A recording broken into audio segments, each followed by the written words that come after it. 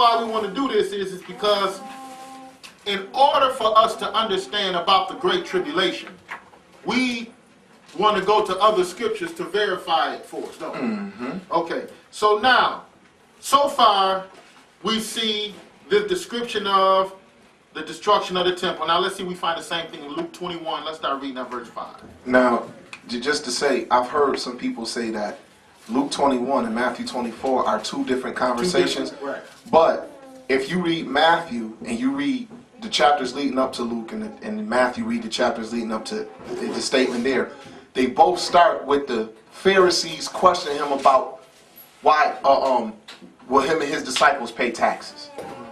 So it's the same conversation. It's the same conversation. And that's a good point, because that's why I'm saying that, just from what he's saying. What we come to understand is that they try to separate these two. But it's the same conversation. Mm-hmm. Go ahead and continue.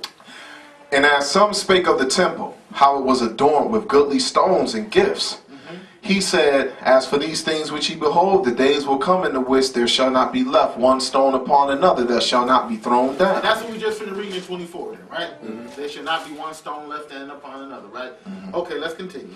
And they asked him, saying, Master, but when shall these things be? And what sign will there be when these things shall come to pass? Now, who he talking to? His disciples, right? Mm-hmm. Why would it be two different conversations and he telling the same folks the same thing? Mm-hmm. I done told you this already. All right, because he's not talking to a different body of people. It's right. The same guy. So obviously it's got to be the same conversation, or else he's going to tell them the exact same thing at another period. Nah, let's continue to read this. So now the disciples coming to him, and they ask him, well, Master, when shall these things be? Continue read. And he said, take heed that ye be not deceived. For many shall come in my name, saying, I am Christ, and the time draweth near. Go ye not therefore after them. Go ahead. But when ye shall hear of wars and commotions, be not terrified, for these things must first come to pass. But the end is not yet, is not by and by. And isn't that with the same thing we've just finished reading in Matthew 24, right? That's right. And he let us know these are the beginning of sorrows in 24. Luke 21, he said the end is not by and by. All right, let's continue to read. Then he said he unto them, Nation shall rise against nation, and kingdom against kingdom. And great earthquakes shall be in divers places, and famines, and pestilences, and fearful sights, and great signs shall there be from heaven. But before all these, they shall lay their hands on you, and persecute you, delivering you up to the synagogues, and into prisons, being brought before kings and rulers for my name's sake. And it shall turn to you for a testimony. Settle it therefore in your hearts, not to meditate before what ye shall answer. Go ahead. For I will give you a mouth and wisdom, which all your adversaries shall not be able to gainsay nor resist. So what we see? The persecution of the saints again, right? Mm-hmm. All right, now, so we see so far we are dealing with the same conversation to the same people, right? Now, if we could, let's go back to Matthew, the 24th chapter. Matthew chapter 24. Because we left off at verse 14, right? Now, we're not going through the whole chapter like we did in another study. Right now, we are just dealing with the Great Tribulation. So you see, what he's telling us in Luke 21 is the same thing he's telling us in Matthew chapter 24. And you also see the same account in Mark chapter 13. But we're not dealing with Mark 13 today. We're going to deal with these two. Now, why are we not dealing with Mark 13? Because Mark 13 is extremely similar to Matthew 24, all right? It's just Luke 21 just adds more to the understanding of things. So, Matthew 24 and verse 15 now. Matthew 24 and verse 15. When ye therefore shall see the abomination of desolation, spoken of by Daniel the prophet, stand in the holy place, whoso readeth, let him understand. Then let them which be in Judea flee into the mountains. See, notice what he's saying. When you see this abomination of desolation, he said those who are in Judea flee into the mountains. Right. All right.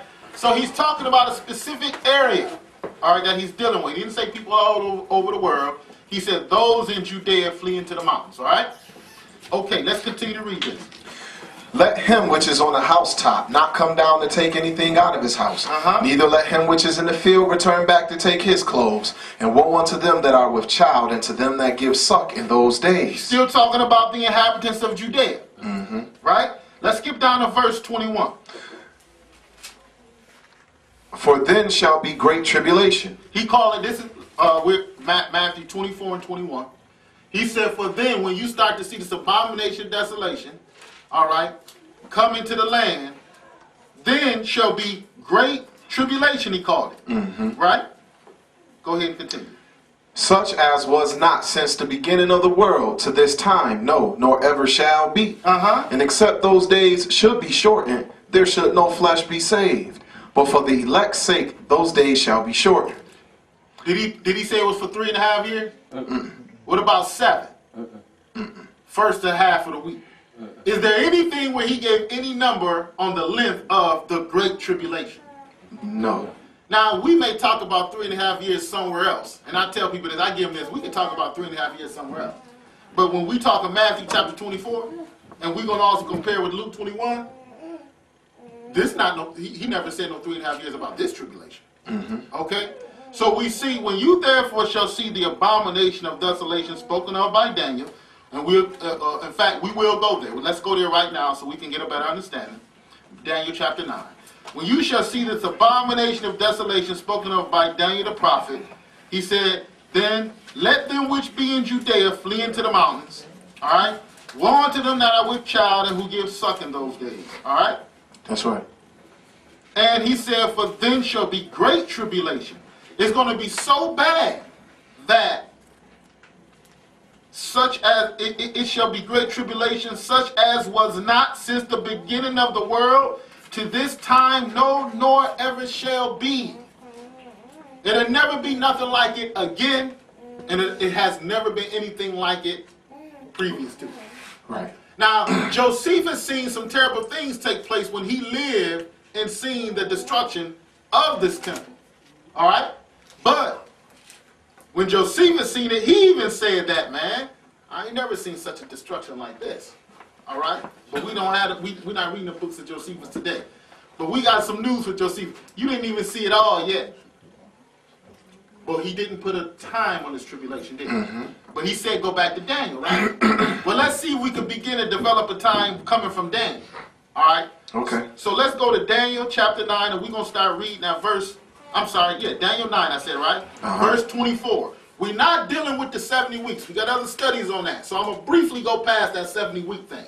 We're going to focus on this time frame, because he said, when you therefore shall see the abomination of desolation spoken of by Daniel the prophet, and so read, let them understand, right? So let's see what Daniel had to say. When you get it, go ahead.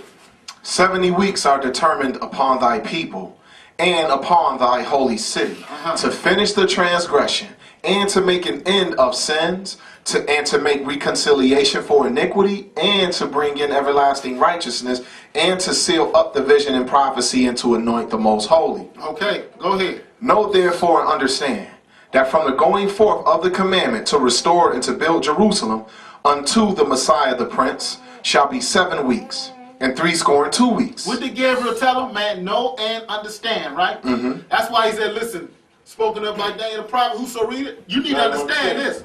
So know and understand now, from the time of the rebuilding of Jerusalem, who did that?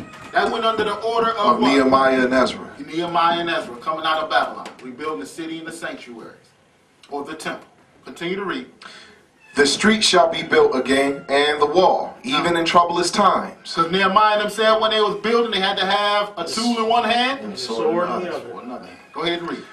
And after 62 weeks shall Messiah be cut off. Now, after that week of rebuilding the temple, which is a prophetic week, all right, and after 62 weeks, which is 62 weeks, when you put them both together, average out to 69 weeks. 7 and 62, right?